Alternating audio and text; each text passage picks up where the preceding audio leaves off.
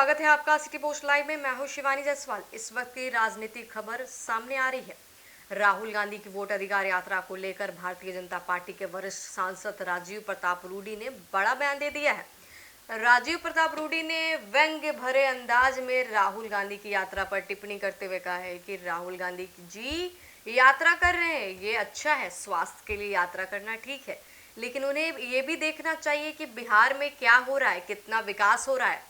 सिर्फ इतना ही नहीं, बीजेपी सांसद ने राहुल गांधी पर ऐतिहासिक याददाश्त ताजा करने का तंज कसते हुए कहा है कि कांग्रेस का भी शासन 50 वर्षों तक रहा, उसके बाद लालू प्रसाद यादव ने बिहार की जो स्थिति बना दी उससे भी राहुल गांधी को समझना चाहिए था। आपको बता देते हैं कि चुनाव आयोग के आंकड़ों के कथित तौर पर 65 लाख वोटर के नाम कटने के मुद्दे पर बोलते हुए रूडी ने कहा है कि अगर 60 लाख नाम कटे गए हैं तो क्या राहुल गांधी ने उन अदृश्य वोटरों में से 1 लाख लोगों को नाम तक नहीं बताए हैं। आपको बता देते हैं, उन्होंने सिर्फ आरोप लगाए हैं लेकिन कोई ठोस जानकारी नहीं दी। रूडी ने आगे कहा है कि यह यात्रा राजनीतिक असर कुछ खास नहीं होगा, क्योंकि आने वाले दिनों में सरकार फिर से एनडीए की होगी।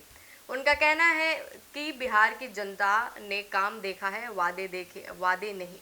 वहीं अब पत्रकारों ने तेजस्वी यादव के उस बयान पर सवाल किया जिससे उन्होंने कहा था कि अगर हम पर केस हुआ तो हम डरने वालों में से नहीं है। तो इस पर रूडी ने तीखा जवाब दिया।